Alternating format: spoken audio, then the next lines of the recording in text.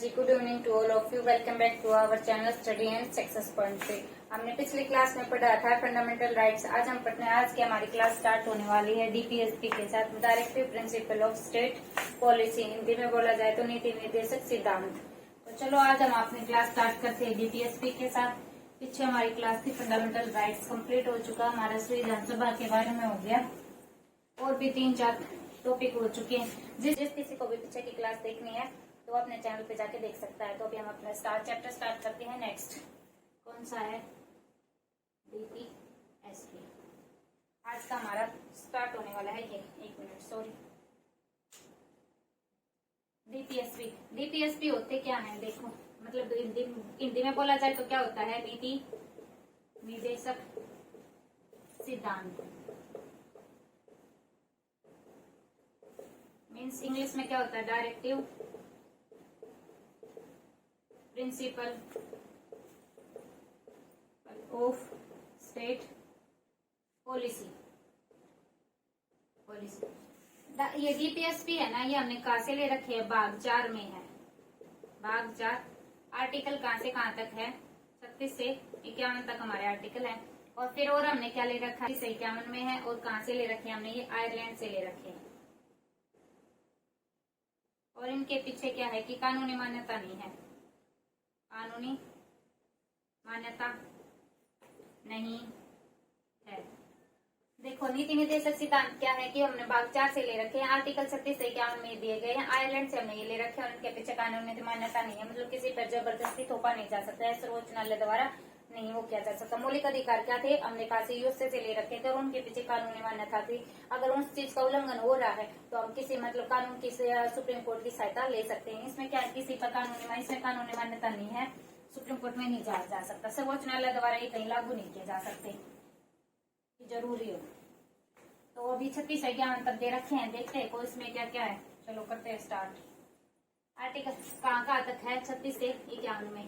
तो फर्स्ट हम देखते हैं आर्टिकल 36 में क्या है।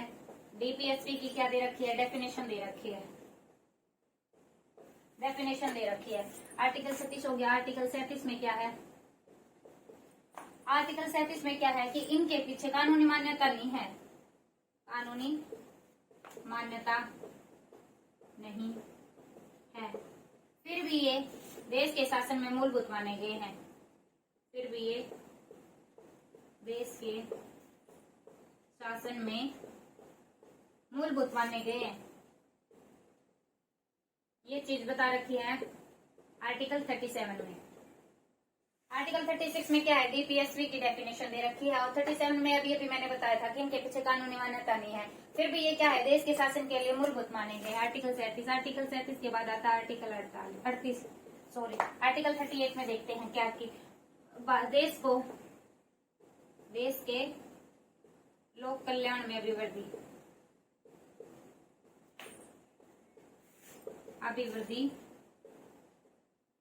के लिए सामाजिक व्यवस्था बनाएगा। ये क्या बनाए? कौन बनाएगा? डीपीएसपी बनाएगा। सामाजिक व्यवस्था बनाएगा। क्या क्या रखा है? देश में अगर लोक कल्याण करना है, जनता का हित करना है, जनता का भला करना है, तो उसमें अभिवृद्धि करने के लिए हमें सामाजिक व्यवस्था बनानी पड़ेगी। जैसे सामाजिक न्याय हो गए, आर्थिक न्याय हो गए, सामाजिक आर्थिक हो गए, राजनीतिक, ये न्याय मिलेंगे सभी को। ये 38 में बता रखी है। और आर्टिकल 39 में क्या है हमारा? भारत एक लोक कल्याण राज्य घोषित होगा। कल्याणकारी राज्य घोषित किया गया है।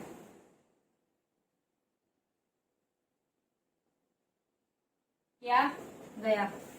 और 36 में क्या था? डीपीएसपी की डेफिनेशन दे रखी है। 38 में क्या थी कि डीपीएसपी के पीछे ना कानूनी मान्यता नहीं है, फिर भी ये देश के शासन में क्या है कि मूलभूत माने गए हैं। 38 में क्या है कि लोगों के लोक कल्याण में अगर लोगों का भला करना होगा तो उसकी वृद्धि के लिए हमें सामाजिक व्यवस्था बनानी होगी। ये डीपीएसपी में कही गई है। सामाजिक, राजनीतिक, आर्थिक न्याय सभी को मिलेंगे। फिर 39 में क्या है कि भारत को एक कल्याणकारी राज्य घोषित किया गया है। अभी इसके पार्ट भी है। देखो क्या है इसमें क्या दे रखा है कि सभी को ना समान न्याय मिलेगा और निःशुल्क कानूनी सहायता मिलेगी, कानूनी सहायता। ये अधिकार है सभी को पाने का, समान न्याय होने का अवसर के साथ एक तो मतलब समान, सही है तो सही, गलत है तो गलत, ये चीज न्याय किया जाएगा और निःशुल्क कानूनी मान्यता, कानूनी सहायता दी जाएगी। इसमें क्या था कि भारतीय कल्याणकारी राज्य घोषित किया गया है। कैब 39 कै में क्या है, समान न्याय और निःशुल्क कानूनी सहायता, मतलब सबके साथ समान रूप से न्याय किया जाएगा, सही है तो सही और गलत है तो गलत, चाहे वो कोई भी हो, छोटा बड़ा गरीब अमीर कोई भी हो, और निःशुल्क कानूनी सहायता मिलेगी। आगे देखो, सॉरी,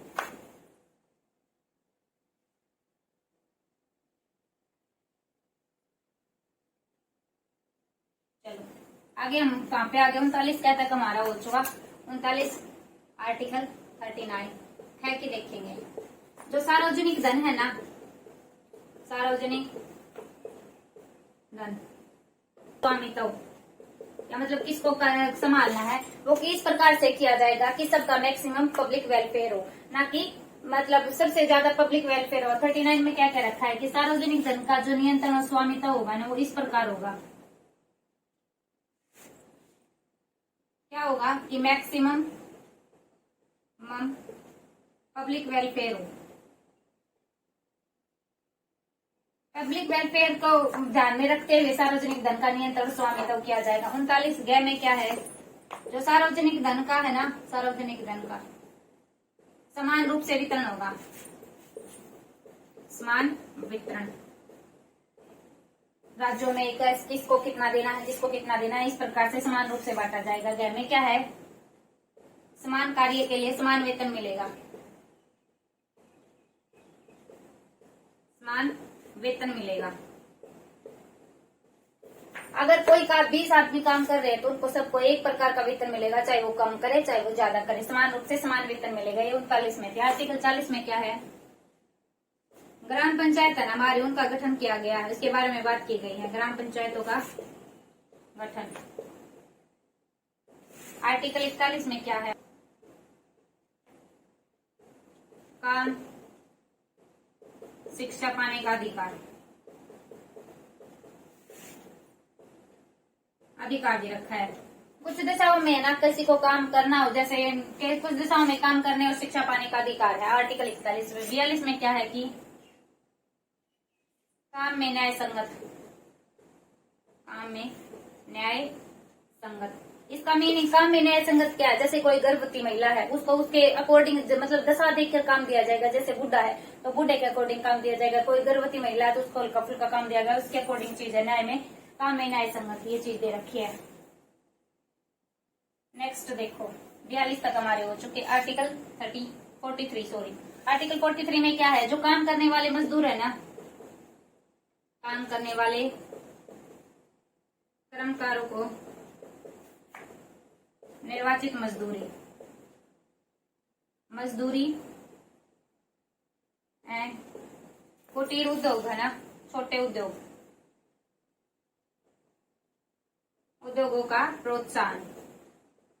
आर्टिकल इसमें 43 में क्या बता रखा है, जो काम करने वाले मजदूर है उनके लिए जो मजदूरी निर्वाचित की गई है, जैसे दिन की दिहाड़ी हो गई, कोई मजदूर है दिन के हो गए तो उनको 400 रुपए मिलेंगे, तो 400 रुपए मिलेंगे ही मिलेंगे। और कुटीर उद्योग, कुटीर उद्योगों में क्या होता है, मैक्सिमम इन्वेस्टमेंट कितनी कर सकते हैं हम, 0 से 25 लाख तक की कर सकते हैं। ये थी 43 में। और क्या थी 44 में, क्या है हमारा, समान सिविल संहिता के लिए समान नागरिक, सॉरी समान सिविल संहिता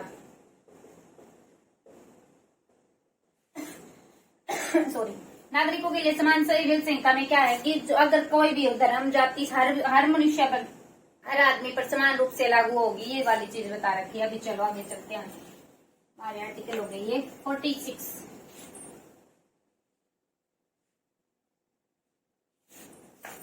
आर्टिकल नंबर देना उनके वेलफेयर और शिक्षा। आर्टिकल 46 में क्या है, जो SC ST उनके वेलफेयर और शिक्षा के बारे में बताया गया है, बारे में अभिवृद्धि मतलब पढ़ाने के लिए बताया गया। आर्टिकल 46 में अभी बात आती है 47। आर्टिकल 47 में क्या बताया गया है कि लोगों के जीवन स्तर को ऊंचा उठाना, जीवन स्तर को ऊंचा उठाना। और क्या था, जो लोक स्वास्थ्य है ना, लोक स्वास्थ्य के स्तर को सुधारना, लोगों के इनको लोक स्वास्थ्य को सुधारना ये राज्य का कर्तव्य होगा, ये बात कही गई है, कर्तव्य है। 46 में क्या कही गई है, 46 में क्या क्या रखा है कि जो SC और ST है ना, उनके वेलफेयर और शिक्षा के बारे में अभिवृद्धि, मतलब उनके शिक्षा के बारे में तो वो करना। 47 में क्या क्या रखा है, जीवन से लोगों के जीवन स्तर को ऊंचा उठाना, लोक कल्याण के जो स्वास्थ्य में सुधार करना, ये राज्य का कर्तव्य होगा। और आर्टिकल 48 में क्या है, कृषि एंड पशुपालन, ये चीज दे रखी है। एक 48 क्या भी है, उसमें क्या क्या रखा है, जो पर्यावरण है ना अपना, एनवायरमेंट का संरक्षण, और वन हो गई एंड वन्य जीव रक्षा करना, उनकी रक्षा के बारे में बता रखा है, वन्य जीवों की रक्षा के बारे में बता रखा है। आर्टिकल 49 में क्या है, जो सरकारी इमारत है, राष्ट्रीय महत्व की जो इमारत हो गई, स्थान हो गए, उनका संरक्षण, उनकी सुरक्षा या संरक्षण, कुछ भी करना। देखो 46 में क्या था, SC ST की शिक्षा और उसके बाद वेलफेयर के बारे में बता रखा है। 47 में क्या है, लोगों के जीवन स्तर को ऊंचा उठाना और लोक स्वास्थ्य के स्तर को सुधारना राज्य का कर्तव्य होगा। 48 में क्या है कि कृषि और पशुपालन का संरक्षण करना होगा। 48 क्या में क्या है, जो पर्यावरण का संरक्षण और वन्य जीवों की रक्षा करना है। 49 में क्या है, जो राष्ट्रीय महत्व की स्मारक है ना, उनका रख रखाव और देखभाल करना हमारा कर्तव्य होगा। ये 49 तक होगी। 50 में चलते 2 रह गए हमारे लिए।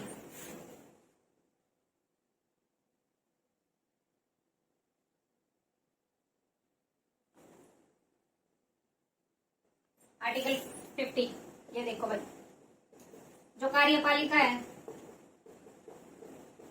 कार्यपालिका एंड न्यायपालिका का पृथक्करण दे रखा है इसमें। अपनी जो न्यायपालिका और कार्यपालिका का ना अलग अलग, मतलब वो चीज है अलग अलग करना, इसके बारे में बता रखा है। 51 में क्या है, अंतर्राष्ट्रीय शांति एंड सुरक्षा को बढ़ावा देना, ये चीज आर्टिकल 51 में है।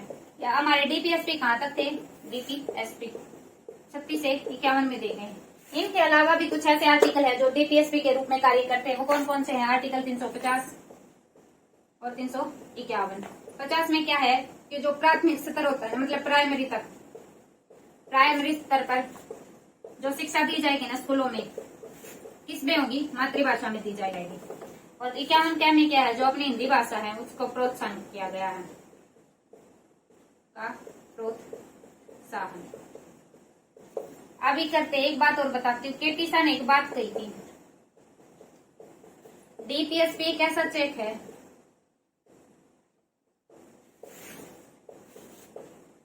जो बैंक द्वारा अपनी सुविधा अनुसार दे किया जाता है, अदा किया जाता है। ये बात किसने कही थी, केटी शाह ने की थी। किसके बारे में, DPSP के बारे में कही गई थी। तो आज का हमारा चैप्टर खत्म हो चुका है। DPSP बहुत ईजी था। 36 से 51 तक आर्टिकल दे रखे। क्या क्या था, DPSP कहाँ से ले रखे, हमने आयरलैंड से ले रखे। 36 से लेके 51 तक इसमें आर्टिकल है, यहीं से DPSP का वर्णन किया गया है आर्टिकल में। और क्या था, ये भाग 4 में दे रखे हैं। इनके पीछे कानूनी मान्यता नहीं है। अगर कानूनी मान्यता नहीं है फिर भी देश के लिए आधारभूत माने गए आर्टिकल 37 में बता रखे।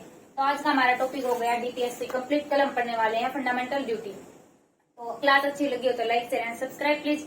Thank you, have a nice day.